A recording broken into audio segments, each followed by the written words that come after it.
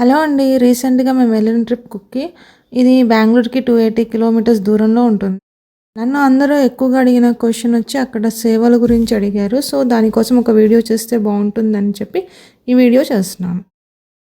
కుక్కీలో first మనం దర్శించుకోవాల్సింది ఆది Subrahmanya temple.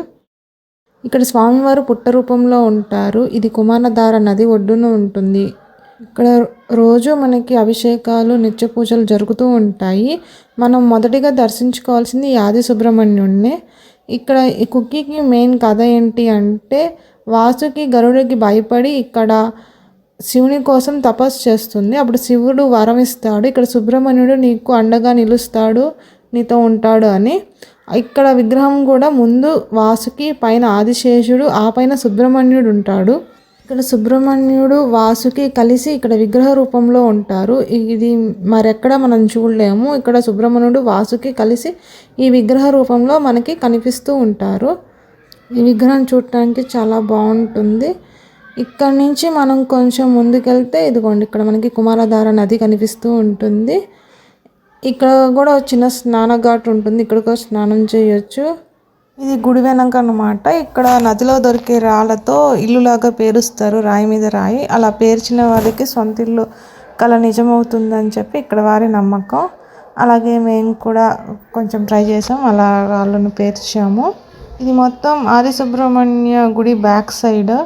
ఇక్కడ చేపలు ఇలా ఒక గ్రూప్ లాగా మూవ్ అవుతూ ఉంటాయి. మొత్తం ఎక్కడ చూసినా మనకి అలానే కనిపిస్తూ ఉంటాయి. ఇక్కడ మెయిన్గా మనకి వచ్చి చేసే పూజలు ఏంటి అంటే ఆశ్లేష బలి పూజ, సర్ప సంస్కార పూజ, ఈ రెండు మెయిన్గా జరుగుతూ ఉంటాయి, రోజు జరుగుతాయి. నాగప్రతిష్ఠ కూడా. ఇది టెంపుల్కి వెళ్ళే రూట్, అంటే ఆది సుబ్రహ్మణ్యం నుంచి మెయిన్ టెంపుల్కి వెళ్ళే రూట్ ఇది. ఇలా మనం స్ట్రైట్గా వెళ్ళి అలా టర్న్ తీసుకుంటే మనకి వెంటనే మెయిన్ టెంపుల్ వచ్చేస్తుంది. ఇది మెయిన్ టెంపుల్ నుంచి వ్యూ అన్నమాట. ఆ టైంలో సన్సెట్ అవుతుంది, సో క్యాప్చర్ చేసాము. ఇది మెయిన్ టెంపుల్ ఎంట్రన్స్ అనమాట. ఇలా స్ట్రైట్గా వెళ్ళి చూస్తే మనకి గాలి గోపురం కనిపిస్తుంది. మెయిన్గా ఈ ఫస్ట్లో ఈ గుడి ఎవరు కట్టారనేది ఎవరికీ తెలియదు. తర్వాత హొయసలలు, విజయనగర రాజులు కుక్కి సుబ్రహ్మణ్య టెంపుల్ని బాగా డెవలప్ చేశారు. ఈ గోపురం నుంచి మనం ఇలా స్ట్రైట్గా నుంచుంటే రైట్ సైడ్ టికెట్ కౌంటర్ ఉంటుంది. మనకు కావాల్సిన టికెట్స్, ప్రసాదానికి అన్నీ కొనుక్కోవచ్చు. అలాగే ఇలా లెఫ్ట్ సైడ్ భోజనశాల ఉంటుంది. మార్నింగ్ నుంచి ఈవినింగ్ దాకా భోజనం మనకు లభ్యంగా ఉంటుంది. ఇంకొక మెయిన్ కుక్కీలో చూడవలసింది కుమారధార నది. ఇక్కడ స్నానం ఆచరిస్తే చర్మ రోగాలన్నీ పోతాయని నమ్మకం. స్వామివారు సుబ్రహ్మణ్యుడు ఇక్కడ తన ఆయుధాన్ని కడగడం వల్ల ఈ నీటికి పవర్ వచ్చింది. అలాగే ఇక్కడ ఇంకొకటి బిలద్వారం.